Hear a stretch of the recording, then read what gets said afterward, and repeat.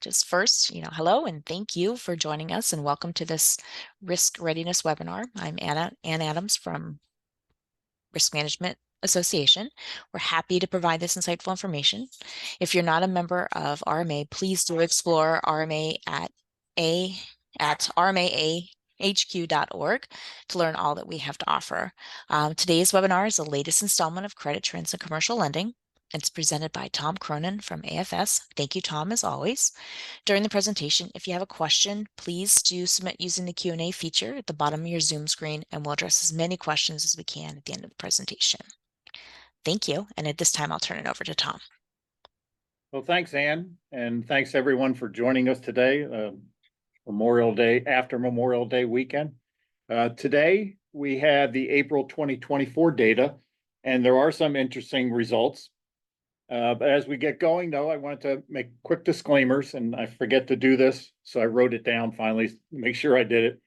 I did want to say that our comments today are our own and are not intended to be investment advice. And the poll questions today that you'll see, at least the first two, are not meant to divide the market or suggest a boycott of any particular customer segment. And when you see those questions, I think you understand why I'm saying that or being very specific about that.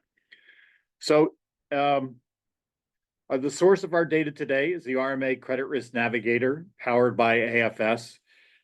This data comes to us on a monthly basis, started back in third quarter of 2003, and it's the only monthly commercial loan benchmarking service in the USA.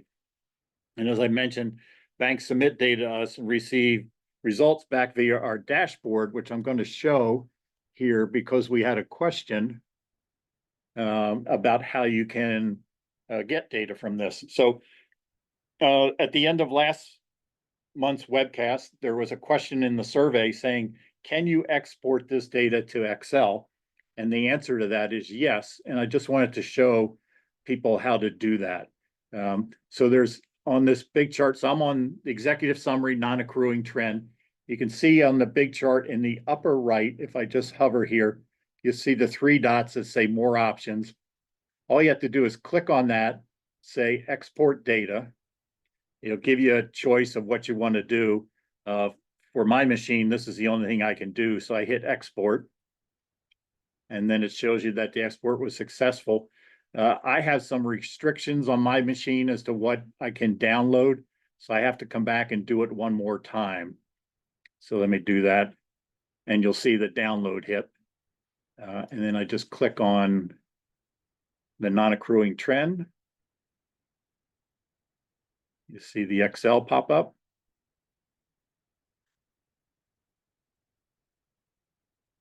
And there's your data. And then you can do with it what you want there. That's we had some questions people asked, can we do different things with the data? So I just wanted to show you that. And again, that works on any of these pages here. And all you've got to do is check out this little 3-digit, I guess you call it a chiclet, to where it says export data. All right. So now let me go back and I'll get into the webcast and I'll open it up again. Okay. So we're going to start with C&I as usual. A quick definition of C&I, or commercial industrial, for those of you who are new. So these are business purpose loans to companies with annual sales of $1 million or more, and that's an approximation. These loans are manually underwritten and risk rated. So delinquency managed or exception managed loans are not included in this. And then wealth management loans for personal purposes like buying a car or a house are also not included. But loans secured by owner-occupied real estate are here in the C&I portfolio. So our first chart shows 3 loan performance measures over the life of the service. The non-performing, which is in the red, that's loans that are 90 plus days past due and loans that are in non-accrual status. We have a short-term delinquency measure that's in the green, 30 to 59 days past due, and a medium-term delinquency measure, 60 to 89 days past due, that's in the blue. And you'll notice, if you've been with us on previous webcasts, that I've made an adjustment to the short-term past dues. over the last, I'd say since COVID hit, so the last 4 years, we've talked quite a bit and we've seen quite a bit about the extreme volatility of the short-term delinquencies. And we've put forth a lot of possibilities or theories as to why this is occurring. But the huge monthly swings that we've been seeing have made it very difficult to understand what's really happening there, or what's the true overall direction. So with this chart, we've borrowed from the equities market and created a measure, a short-term measure, short-term past due measure, based on the 6-month moving average. And the result is a trend line that paints a clear picture of the direction for the short-term past dues, especially since 2020. So sticking with the green line, after a steady increase in delinquencies throughout the second half of 2023, lately we've been seeing an improvement. And for the three months in a row now, the 6-month moving average for short-term delinquencies has declined or improved. The 60 to 89 days measure there in the blue is following a similar pattern. It's a little bit harder to see because it's actually very small, but it is now about half of what it was towards the end of 2023. The non-performing pattern, however, in the red line is not quite as clear. The non-performing level was flat for most of 2022 and then started a slow but steady increase in mid-2023, going from 0.53 to 0.83 just last month. But for April, we saw a slight improvement to 0.79. So to me, the question for the non-performing measure is the 0.79 the beginning of a trend of an improvement, or is this just a temporary pause in the deterioration of what we've been seeing over the last 6 months or so?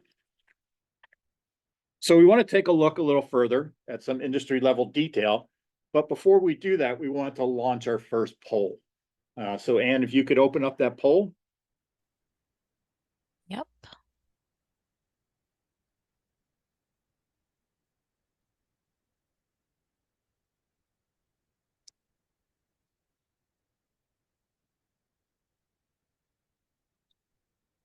Okay.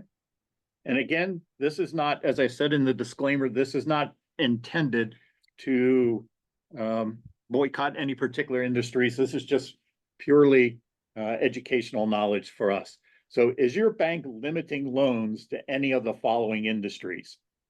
Firearms, tobacco, oil and gas, and I specified drilling there as opposed to pipelines or further downstream, coal or cannabis. And that could be anything from growing to selling. So again, and you can choose all or one or none. Just curious what people are doing here.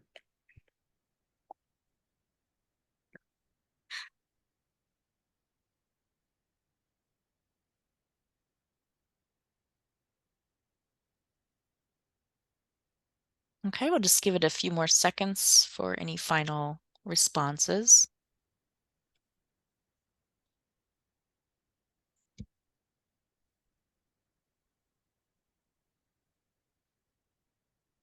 Sorry, there's still a couple coming in, so I want to give you a chance to respond.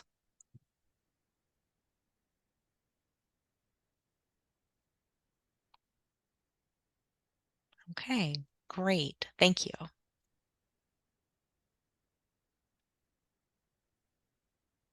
Mm-hmm. 17, 14, 9, 59. All right, thank you. As I've said in the past, I usually have an idea of how these are going to be answered. This one I didn't quite know. It's interesting that cannabis is still something that's being limited. It doesn't seem that banks are jumping on that at all. So, okay. So now let's go look at non-performing by NAICS code. And this is what I call our above the line chart. Here we're looking at non-performing loans for 2-digit NAICS.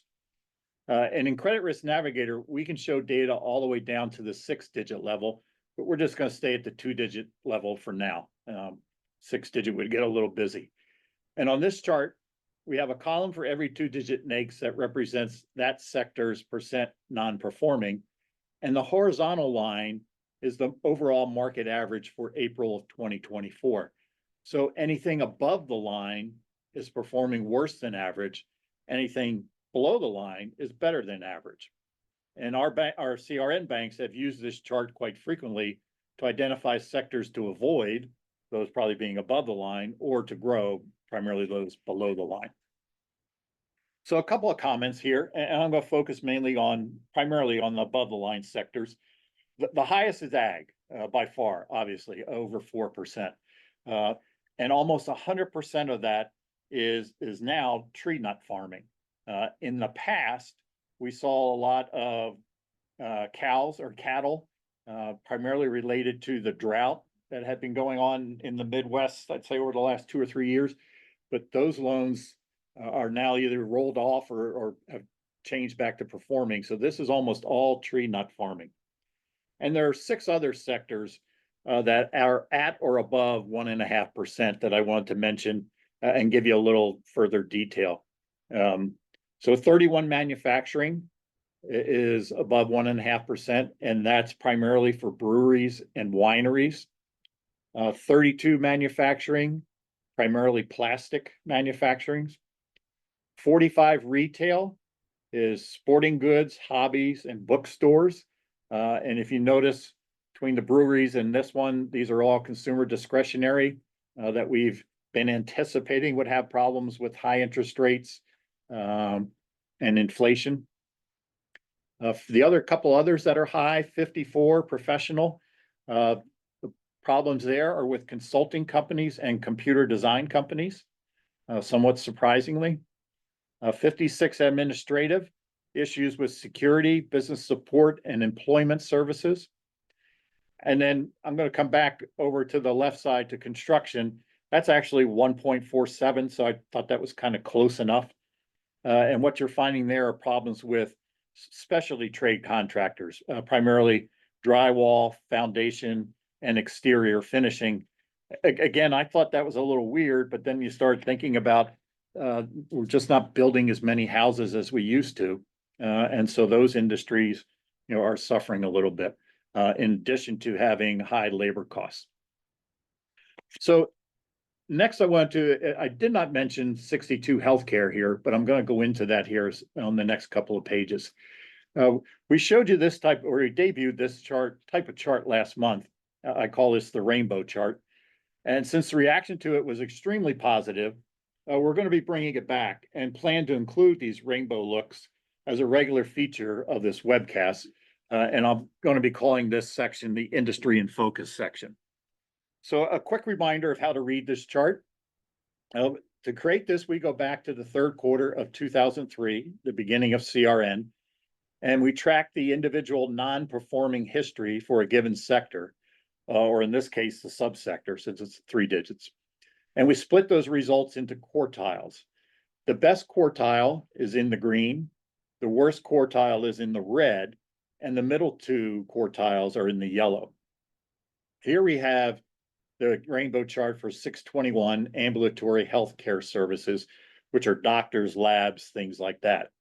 And there's quite a bit of movement in this subsector.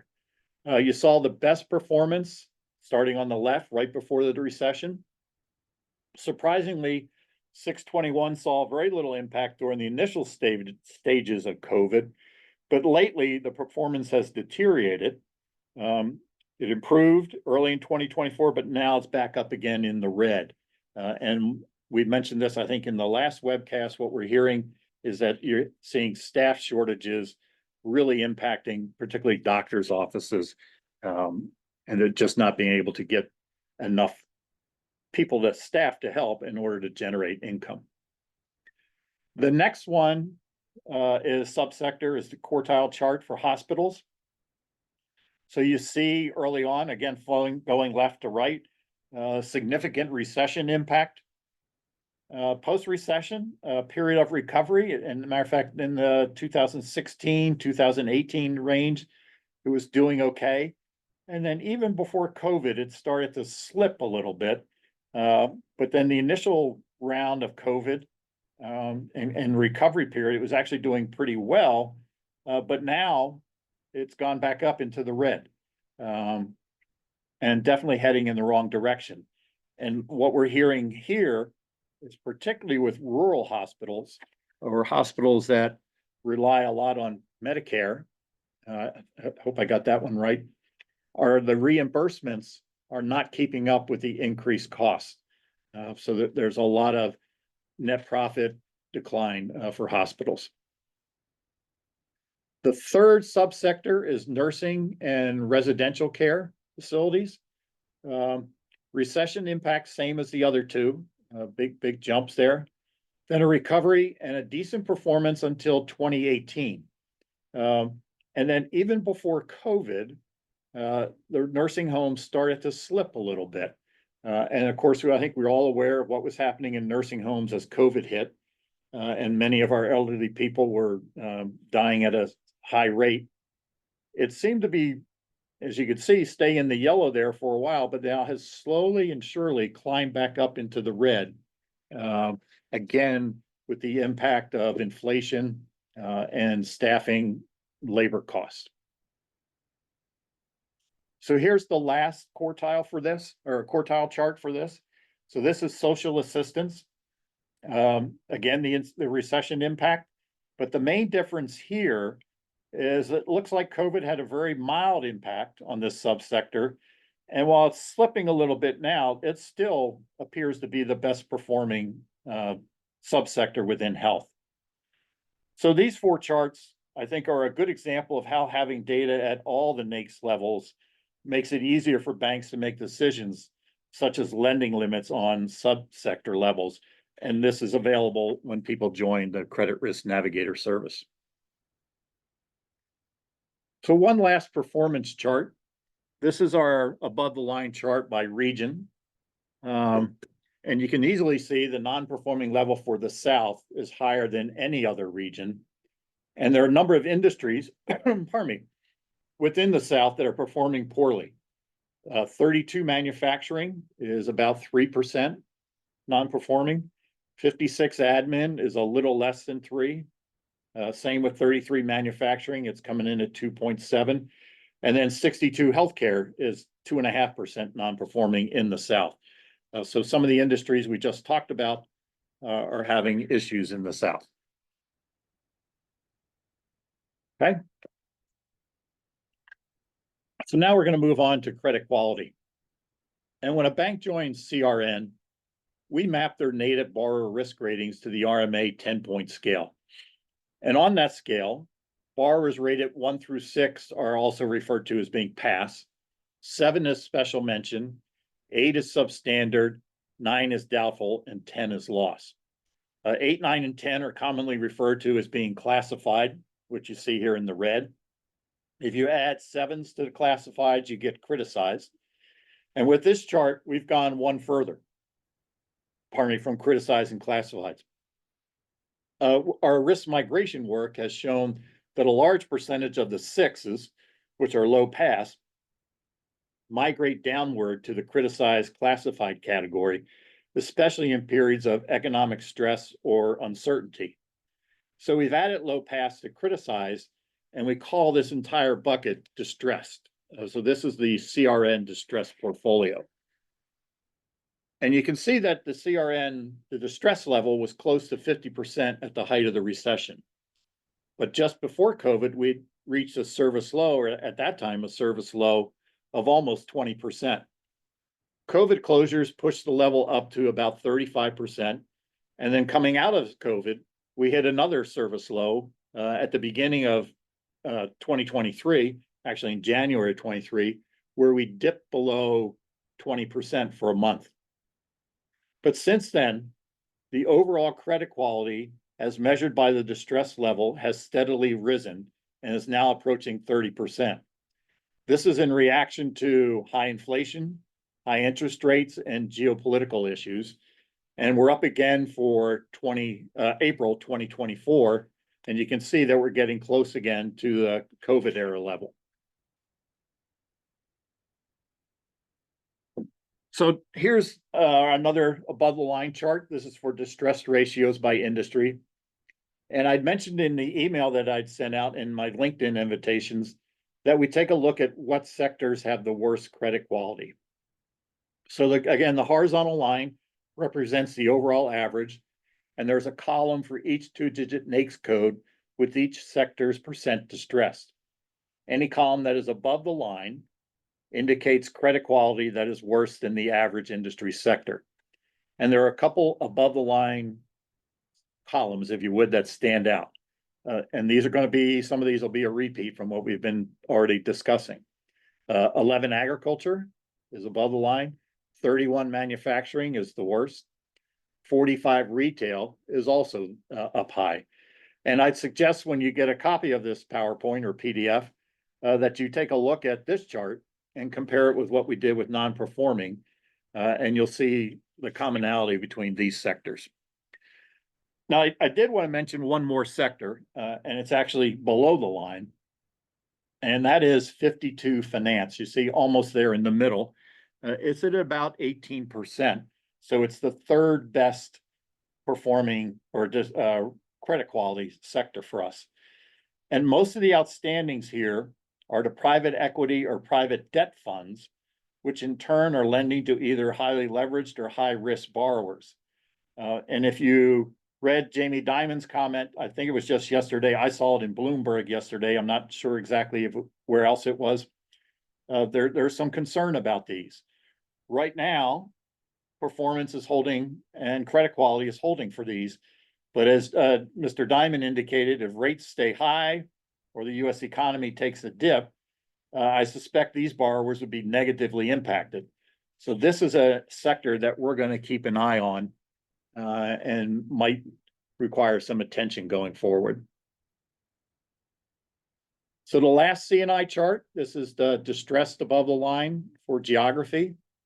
And for geography, for C&I, this is the location of the borrower, not the bank. And once again, the South is the worst region. And within the South, we're seeing elevated distress levels for the following sectors. 51 information, which has 53% of its loans distressed. So that means over half its loans are either low pass or criticized. 22 utilities are 52% distressed. And then 72 accommodation is 46% distressed. All right, now we're going to move on to the commercial real estate portion of the portfolio. And by way of definition, we follow the interagency guidance that basically says if more than 50% of the repayment of the loan comes from the sale or rental of the property, that's CRE. And you'll frequently hear this group of borrowers or facilities referred to as investor-owned real estate. So here's our non-performing and delinquency trend chart. And I have not made the 30 to 59 days past due as a moving average or not presented that as a moving average because the volatility while there is just not quite as severe as what we saw with C&I. So earlier this year, I thought the problems with offices were going to outstrip the improvement in lodging. But the increase in the non-performing, which the sector, the measure I'm going to focus on, appears to have moderated. The overall percent non-performing is now down or improved for 2 months in a row. So then we're going to take a look on the next page at exactly what's happening, but we want to do a poll first. So Anne, if you could launch the second poll. Sure.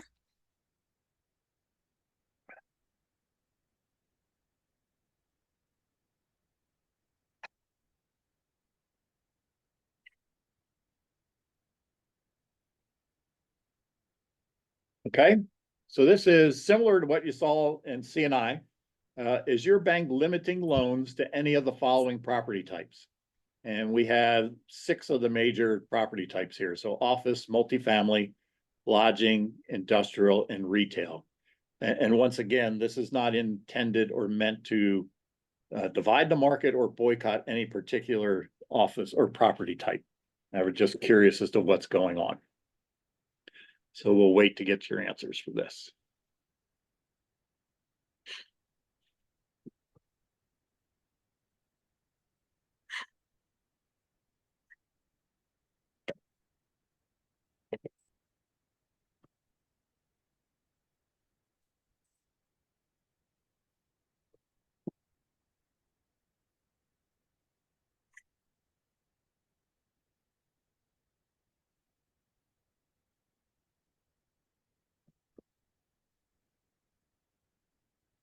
Okay, thank you. Looks like we have most of the answers submitted.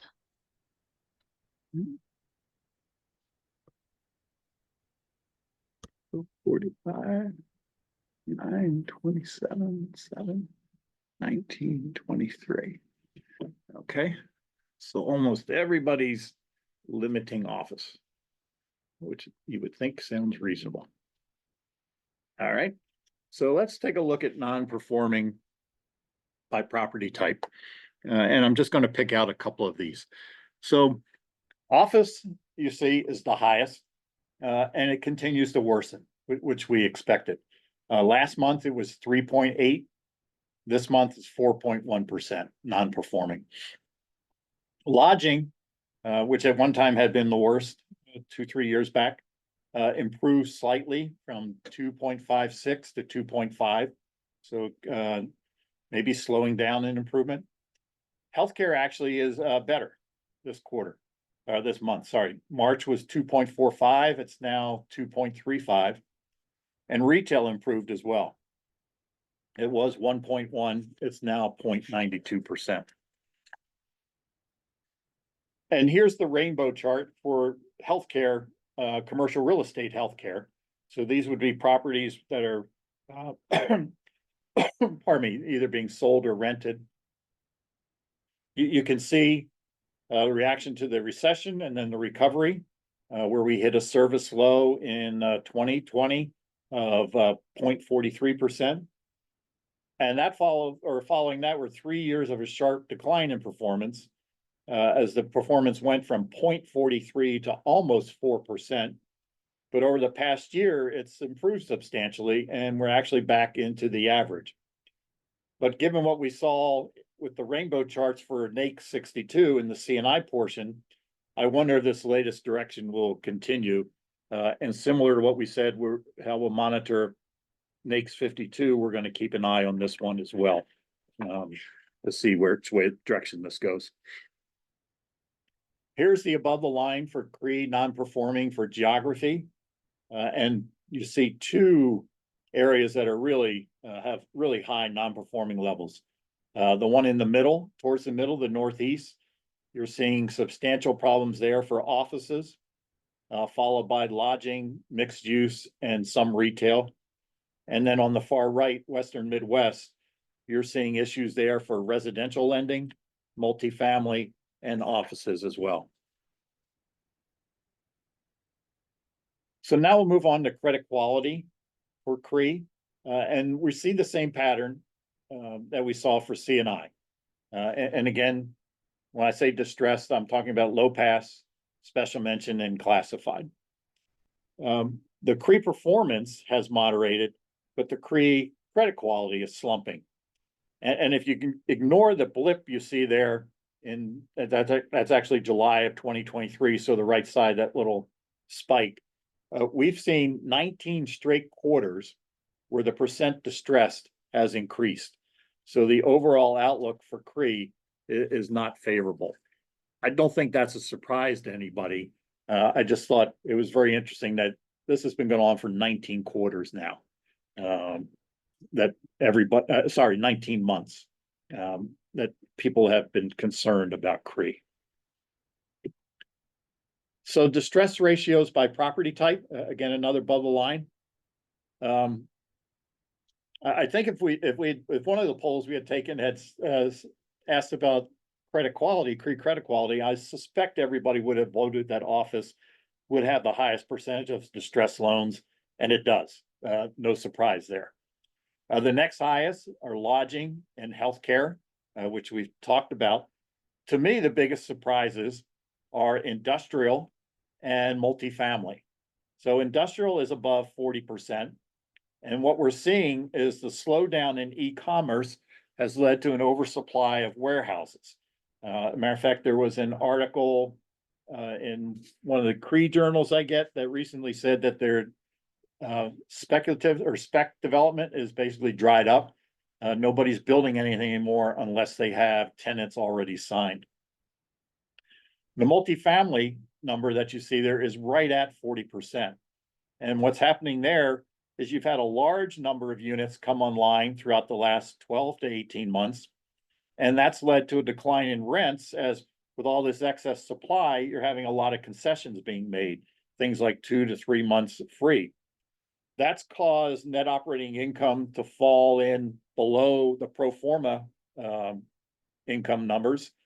And also an increase in interest costs have impacted NOI as well. So there's a couple of things impacting your multifamily profitability. So I've looked at this chart over the last couple of months. This is our above the line distress for geography. And as usual, I try to see a pattern or garner an insight to any particular region, or trying to figure out what's going on. But I think what this chart is telling me, after looking at it for a number of months now, is that maybe with the exception of the West, although that's relatively close, the level of distress loans for CRE is basically the same across the country. It looks like no one region has significantly more or less issues, or forecasting more or less issues than any of the others. The problems are across the country. Right. With that in mind, we had a suggestion last month from out of the survey, asking if we would show the worst property types and how they're rated by geography. So here's kind of an enhanced version of above the line. And it's the regional breakout of the distress levels for office. This one is particular office. The column is the distress level for each region. The black dotted line or horizontal line is the overall CRE average. And the orange dot is the specific property type average. All right. So for CRE, for property office, pardon me, you can see that every region, the office properties in every region, the distress levels are above the national average. So across the country, offices are having or are forecasted to have problems. And then if you look at the orange line, with the exception of the Southwest and a little bit of the Western Midwest, the other regions are all pretty equal. So this goes back to the comment I just made, is that the problems specifically here with offices seem to be almost across the country. Again, a couple exceptions, but we're not seeing a lot of differences. The next one we'll look at is healthcare. Again, the columns for healthcare in the individual sectors. The black dotted line is the CRE overall average. The orange dotted line is the healthcare average. You see a little bit of difference here. The Northeast is less than 40%, and it's less than the CRE overall market average. And then you have the South, as we talked about a little bit earlier, being the worst. So the healthcare properties in the South have a distress level of almost 60%. The last one that I have is for industries or industrial property types. Eastern Midwest is the only region that's better than the national average. Everything else is worse than the national average. And then the other 6 sectors, with maybe the exception of the West, are all kind of bunched together. So again, in retrospect, I appreciated the suggestion that we do this, and I'm glad we did it. But I think what it's telling us, with a couple exceptions here and there, the distress levels for the major property types are not significantly different region by region. All right, so what we wanted to do today is conclude with one more poll. So Anne, if you could launch that. And here we're going to be looking for your insight into the future.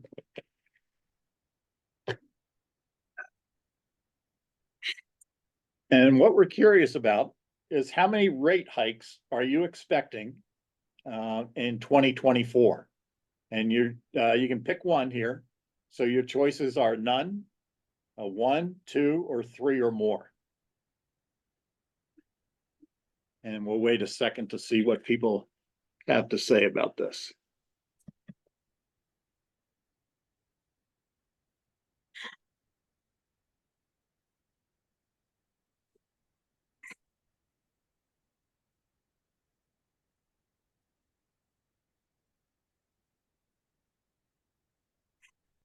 Okay, looks like we have most responses in.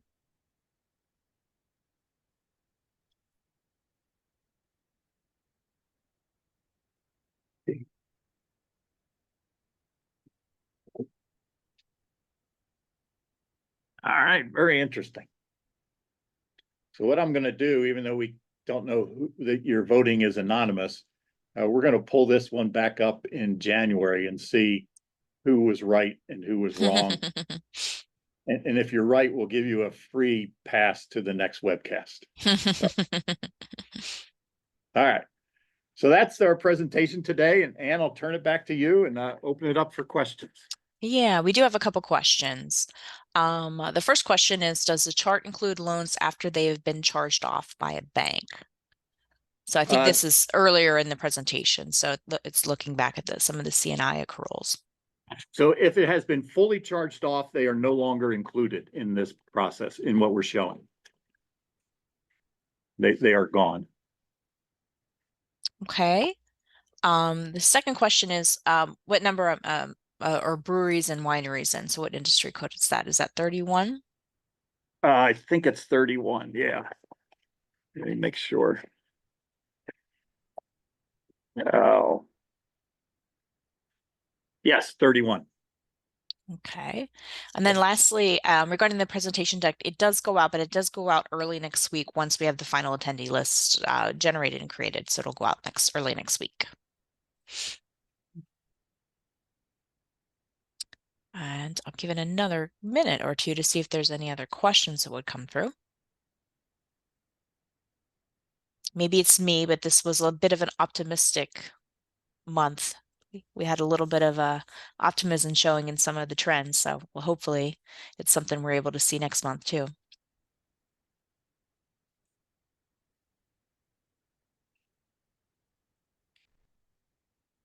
All right, great. I'm not seeing any other questions come through. So Tom, thank you so much. Always All right. very informative and truly appreciate it. And yeah, please let us know if there's anything else we can do. All right. Thank you very much. All right, thank you. Bye.